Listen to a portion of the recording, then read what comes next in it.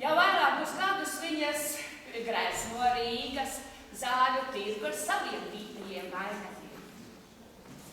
Šovasarī novalkāju divrindiņu vainadziņu, šovasarī novalkāju divrindiņu vainadziņu, šorudeni divpuisēni pēc manīm lūkojas, šorudeni divpuisēni pēc manīm lūkojas, viens grib manu kuklu poru, otrs manu albumiņu, viens grib manu kuklu poru, otrs manu albumiņu, kas grib manu kuklu poru, tam es gribu parādīt, kas grib manu albumiņu, tam es savu roku devu, tam es savu roku devu, savu zelta gredzentiņu, tam es savu roku devu, savu zelta gredzentiņu, tas paņēma manu poru, mana pora atslēdziņu,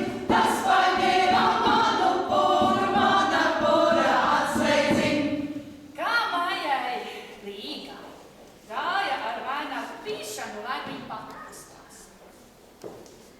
Līdz to vakars tāds brīnumains laiks, ka mēs sievas atkal beidzot varam uzlikt vismaz reizi gadā to vainagu, bet jaunas meitas var izzīlēt savu otru pusīti, ja vēl tādu nav atraduši.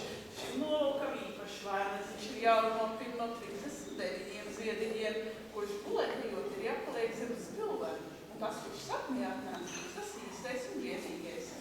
Es arī esmu tādu vainadziņu pinus, un sapnī viņš neatnāca, bija laikam drusku pa sliku, bet mēs pēc šiem jāņiem satikāmies un palikām kopā. Pateicoties manam vīram, manā dzīves dārzā zied man krāšņākā roza, man meita Maija.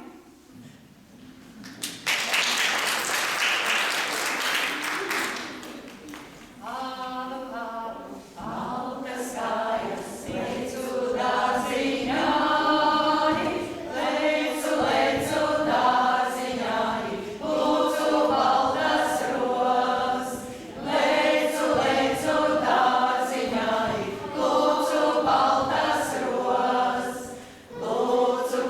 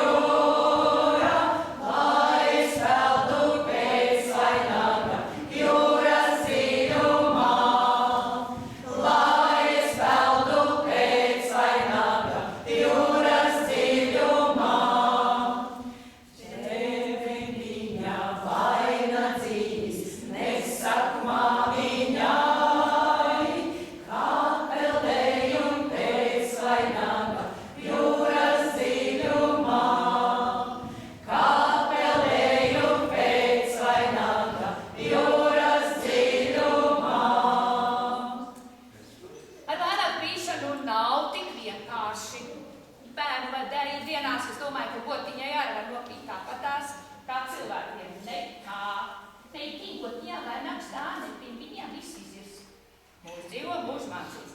Manis dēļ tu augsnīti, vai lapoji, nelapoji. Ne no tevis sokas griežu, ne ar vīnu vainagdzīt. Es nelaustu augšņa rīksti, kaut tad bērza nedabūt. Es neietu pie apraiša, kaut ar puiša nedabūt. Es nelaužu liepa zaru, jo es pati liepa biju. Ozoliņa saru laužu, man vajaga parādīt. Visi ziedi vainagāji, ievu ziedu vien nebija. Ievu ziedu vien nebiju, lai galviņa nesāpēj. Kā lab manis vainagdziņi šķīvi stāvēja galviņā. Kāda šķīvi nestāvēsi, pilns ar ļaužu balodām. Laužu savu baltu galvu, lieku ziedu vainagdziņu. Labā